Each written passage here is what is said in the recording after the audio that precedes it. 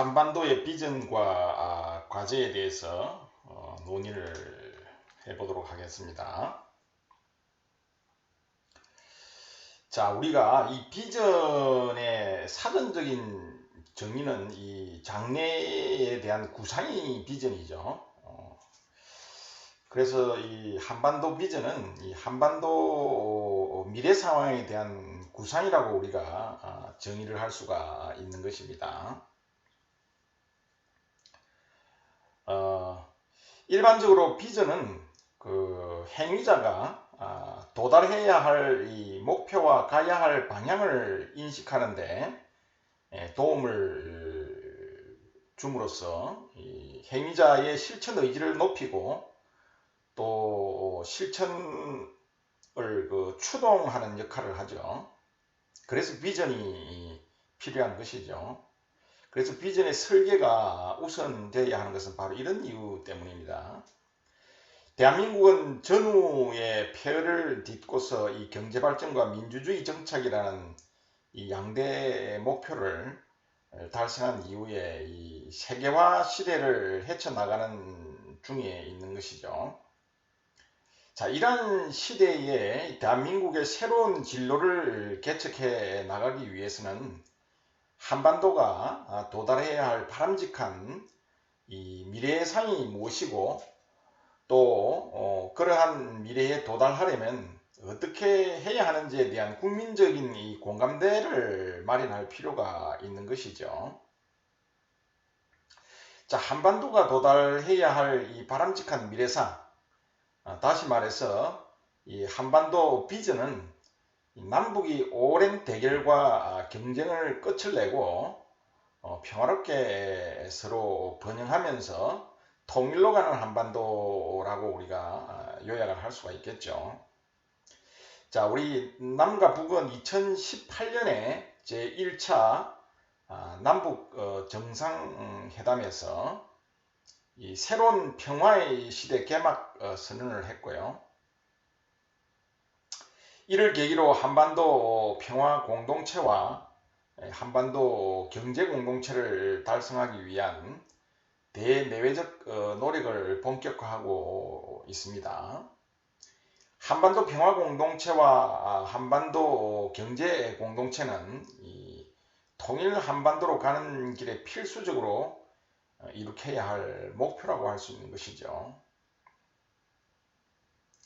다른 한편으로 이러한 한반도 비전을 현실화시키기 위해서는 이 다양한 실천이 필요합니다.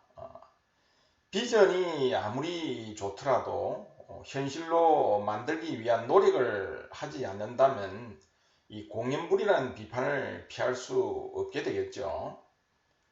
자, 한반도 평화 공동체 실현을 위해 가장 시급하게 해결해야 할 과제는 이 한반도 평화 체제 수립이라고 할 수 있겠죠. 한반도의 평화 통일을 촉진하는 이 외교 활동 강화도 한반도 평화 공동체 달성을 위해서는 필수적으로 필요한 과제라고 할 수 있습니다. 자, 남북은 이 한반도 평화 공동체 실현 노력과 아울러서 이 한반도 경제 공동체를 만들기 위한 이 기반도 조성해 나가야 할 필요가 있겠죠. 그리고 또한 이 남북 주민 간의 상호 신뢰와 이해를 쌓아갈 수 있는 이 사회 문화 교류를 활성화하고 또 평화 통일 교육을 강화를 한다면 한반도 비전의 실현 가능성이 한층 더 높아질 것으로 생각을 합니다.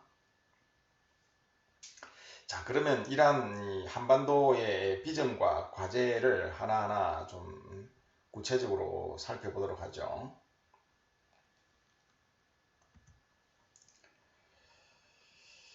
자, 오늘 우리가 다룰 내용은 이 평화와 번영의 한반도 그리고 한반도 평화 통일을 위한 과제 위주로 좀 이야기를 하고자 합니다. 자, 우선 평화와 번영의 한반도는 뭐 서론에서도 이야기했다시피 큰 주제가 이 한반도 평화 공동체와 경제 공동체 그리고 신한반도 체제 구상으로 우리가 나누어서 우리의 이 한반도 평화와 번영의 한반도를 우리가 한번 논의해 볼 수 있겠죠.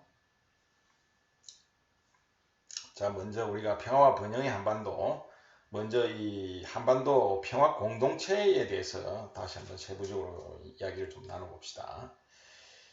자, 19세기 후반 이후부터 현재에 이르기까지 이 한반도 역사가 식민지, 그리고 분단, 전쟁, 냉전과 같은 이런 단어들로 점철되었던 배경에는 이 한반도가 처한 지정학적 상황이 상당한 작용을 했죠.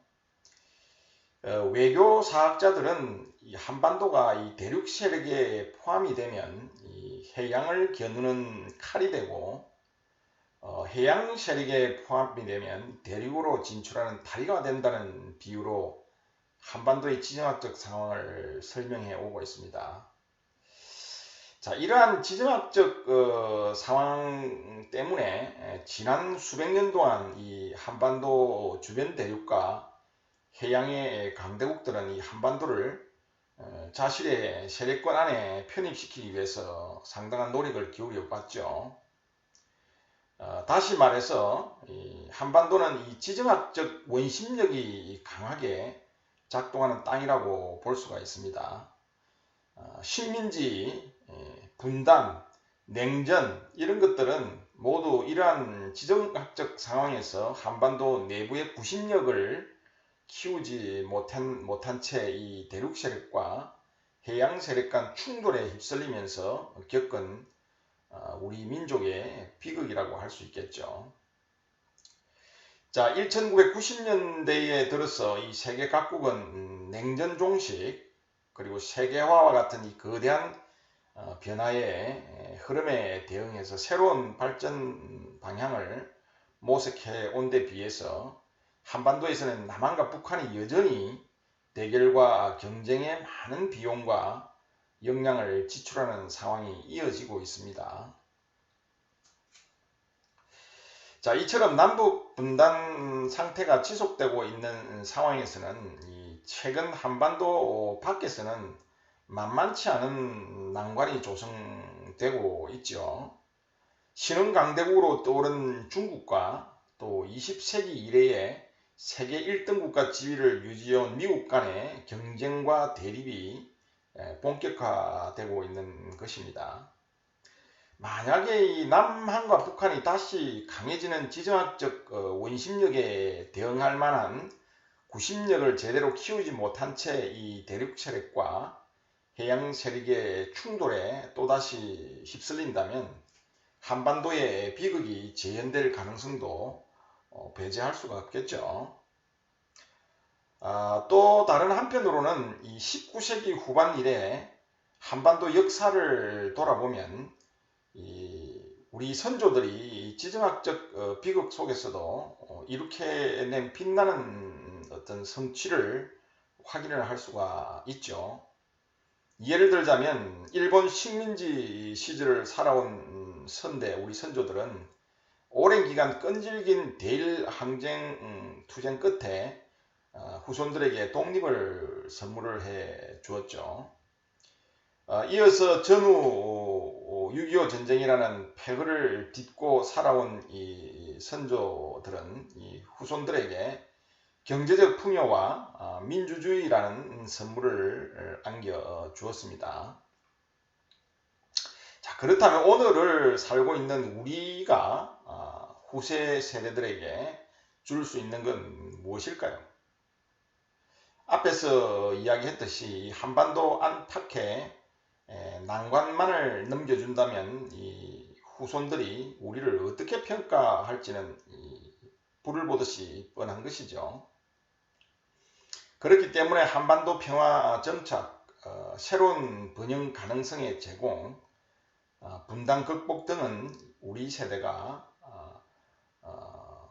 우리 선조들에게 부끄럽지 않은 후대가 되고 또 우리 후손들에게 부끄럽지 않은 선조가 되기 위해서 달성해야 할 목표라고 할 수가 있는 것이겠죠. 곧 한반도가 처한 대내외적 조건, 과거로부터 현재를 거쳐서 미래로 이어질 한반도 역사를 종합적으로 바라보다 보면 이 평화롭게 번영하면서 통일로 가는 한반도는 달성하면 좋고 달성하지 못하면 아쉬운 정도의 목표라기보다는 한반도에서 오늘날 살아가는 우리들에게 실용적이면서도 또 의무적인 목표라는 인식에 도달하게 됩니다. 여기서 우리가 강조할 점은 이러한 목표들에는 일시적 급진적으로 도달하기보다는 순차적으로 도달해 가야 한다는 사실입니다.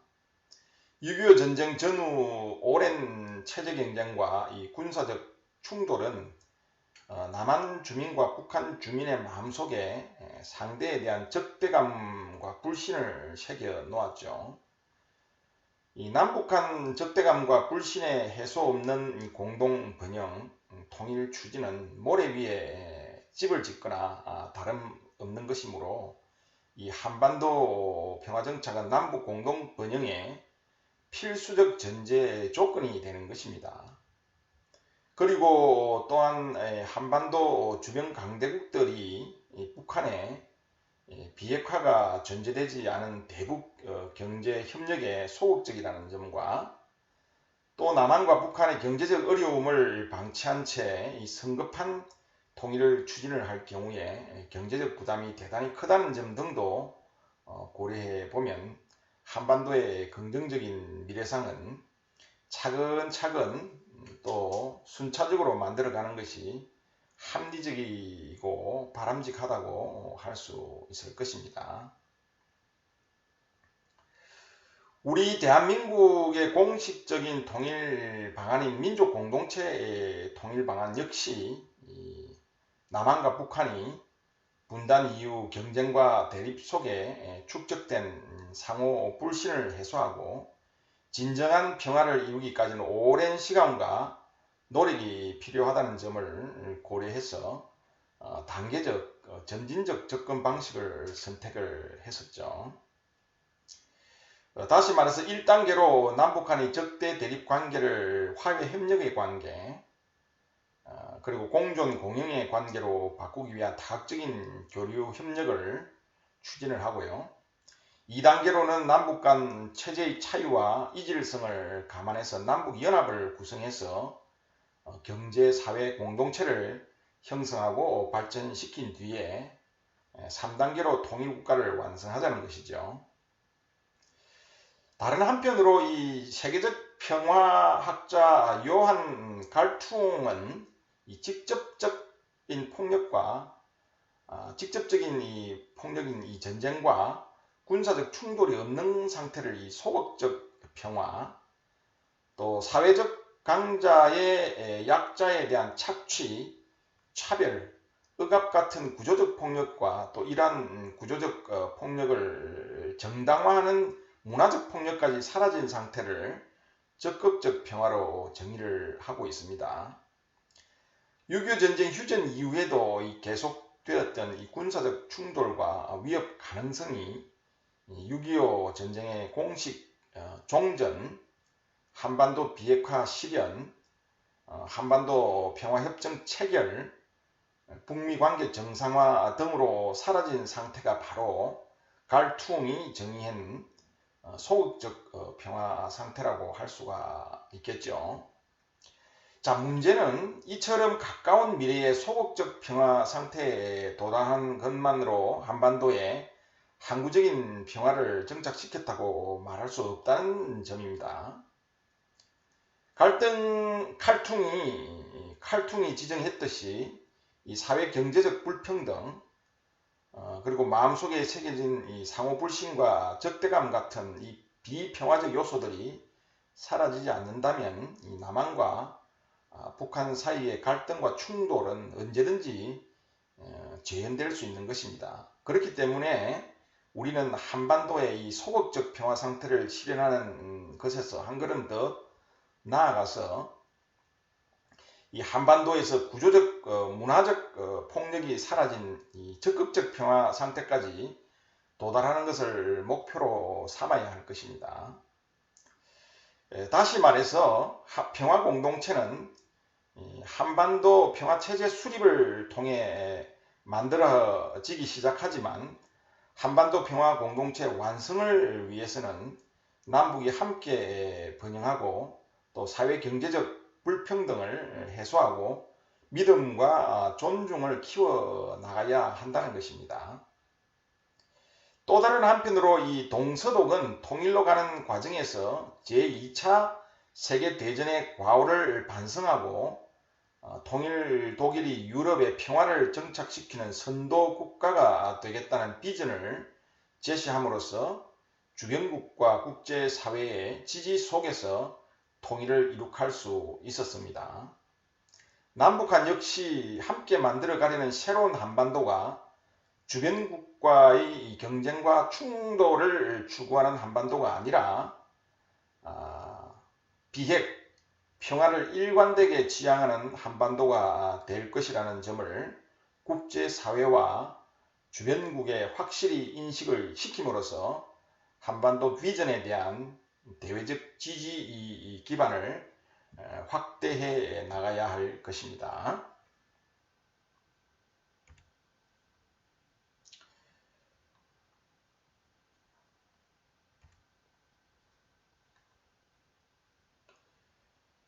자, 다음 한반도 경제 공동체에 대해서 이야기를 좀 나눠보도록 하죠. 자, 앞에서 우리가 이야기했듯이 한반도 평화 공동체의 완성은 이 한반도 경제 공동체 수립이라는 또 하나의 비전과 불가분한 관계를 맺고 있다고 볼 수가 있습니다. 한반도 평화는 이 경제적 번영을 위한 기본 토대가 되고요. 이 경제적 번영은 또 평화를 촉진시키게 되겠죠. 이 평화와 경제는 단순한 선후 또는 일방적 관계가 아니라 이 상호 상승작용을 통해서 발전하는 선순환의 관계에 있다고 볼 수가 있는 것입니다. 이 평화와 경제의 선순환을 이론적으로 설명을 한번 해보자면요. 이 평화는 경제 성장에 필요한 투자와 인적 자본을 형성을 하고요. 또 경제적 효용성을 확보하는 것 등의 유리한 환경을 제공을 하죠. 평화는 미래에 대한 불확실성을 줄임으로써 이 사람들로 하여금 보다 안정적으로 저축과 투자 활동을 할 수 있게 합니다. 정부는 이 전쟁과 안보를 위한 투자가 아니라 보편적 경제 활동을 위한 사회 간접 자본의 비중을 높이게 될 수 있는 것이죠. 그리고 또한 이 평화는 시장 경제의 기반인 사회 구성원 간의 신뢰라는 공공재를 제공을 합니다. 높은 신뢰 수준은 한 사회의 경제 활동에 수반되는 이 거래 비용을 절감하게 만들고요. 이는 다시 전반적으로 높은 사회 경제적 투명성과 효율성으로 이어지게 되겠죠. 평화와 경제의 선순환은 유럽 국가들이 1951년 창립한 유럽 석탄 철강 공동체를 모체로 유럽 연합에 이르기까지 나아갔던 이 유럽 지역의 오랜 분쟁과 대결을 끝낸 사례를 통해 이미 역사적으로 검증이 된 바가 있죠. 특별히 그 유럽 국가들은 이 항구적 평화를 위해서 단기간에 정치적 통합을 추진하다가 실패를 하자 이 경제 통합을 통해서 정치적 통합을 촉진하는 방식을 선택을 했던 것이고요. 이 결과로 단일 통화 유로화도 그 유로화로 대표되는 이 경제 공동체가 유럽 평화의 버팀목 역할을 하는 상황을 만들어내었던 것이죠. 한마디로 유럽의 사례는 이 오랜 갈등 관계에 놓여 있던 국가들이 급진적으로 정치 통합을 달성하는 것이 쉽지 않다는 점, 그리고 경제 통합이 정치 통합과 평화 정착에 유용한 수단이 될 수 있다는 점 등을 우리 한반도에 시사해 주는 것이라고 볼 수 있습니다.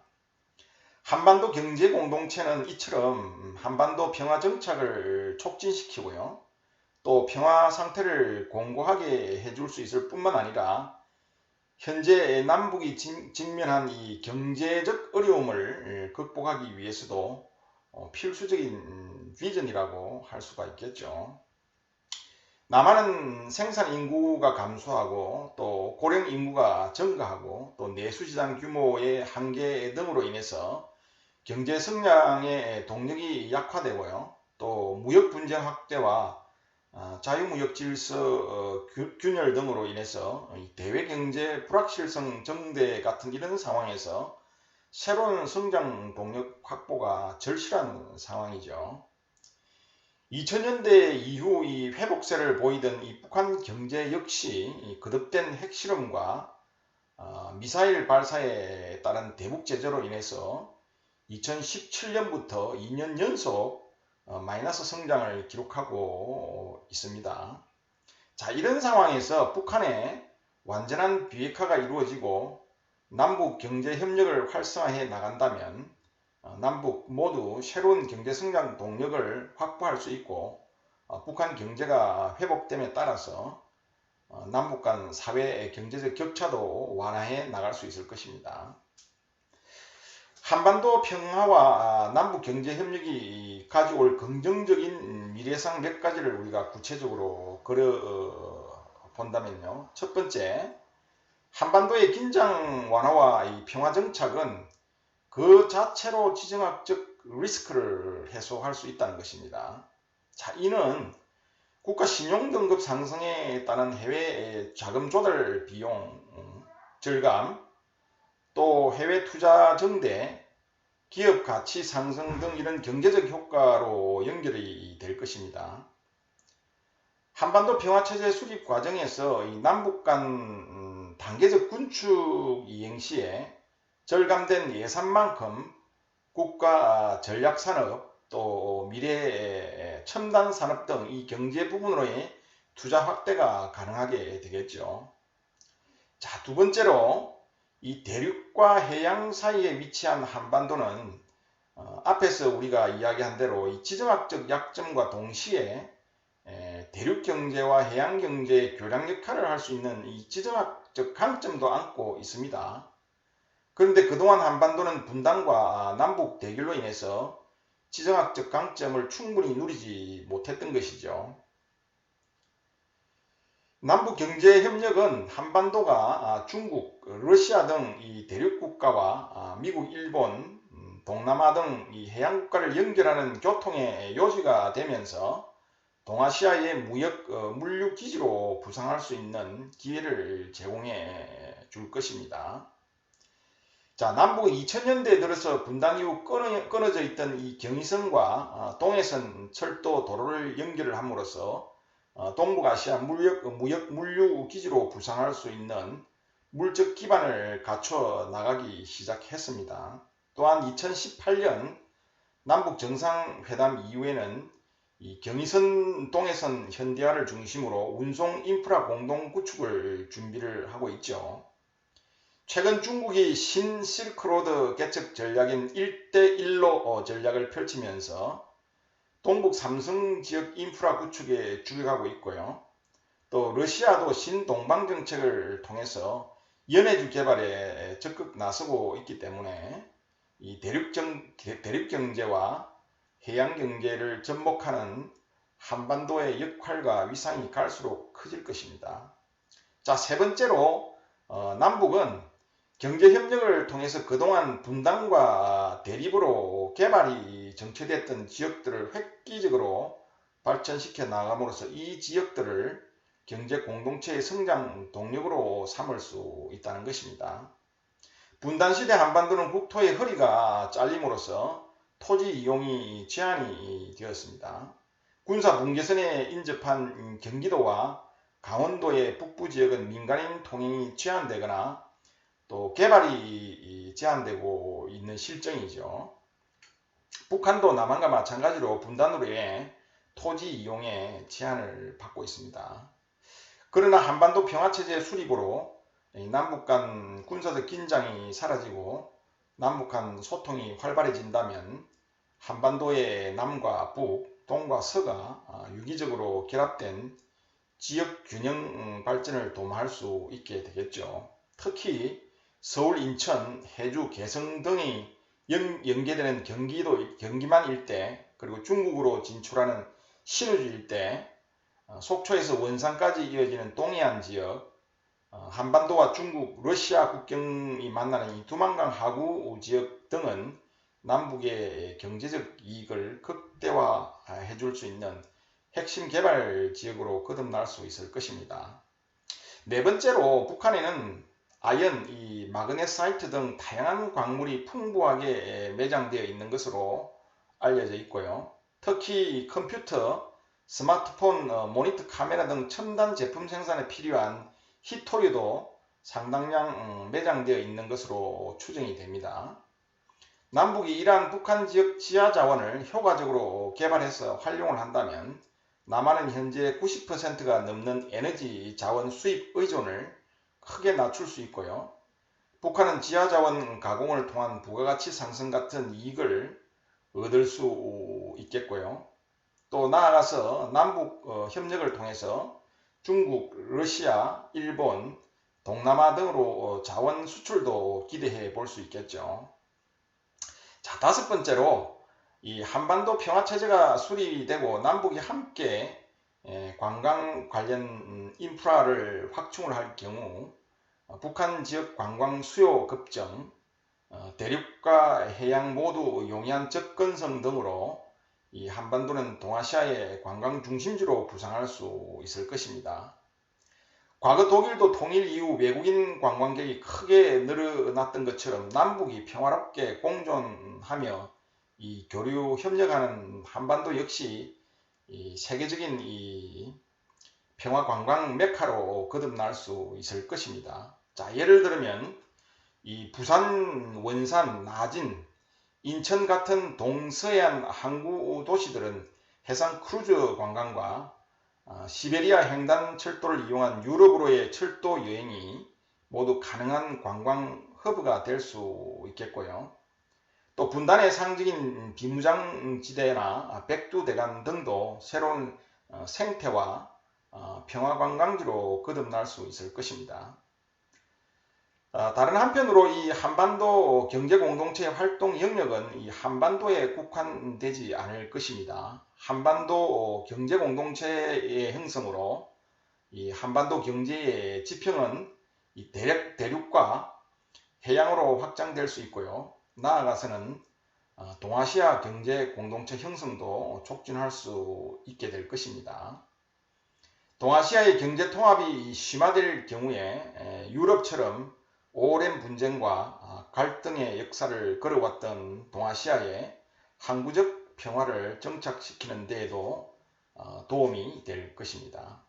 자, 이와 관련해서 이 문재인 대통령은 2018년 8.15 경축사에서 철도 도로 연결로 시작될 한반도의 공동 번영을 동아시아로의 평화 번영으로 이어나가기 위한 동아시아 철도 공동체 구상을 밝히기도 했죠. 과거 유럽 석탄 철강 공동체, 유럽 안보협력기구가 유럽의 평화와 번영에 상호 긍정적 영향을 끼쳤던 것처럼 동아시아 철도 공동체가 동아시아 에너지 공동체, 동아시아 경제 공동체로 이어지고 또 다른 한편으로는 이 동북아 다자평화 안보 체제의 출발점이 되도록 하자는 것입니다.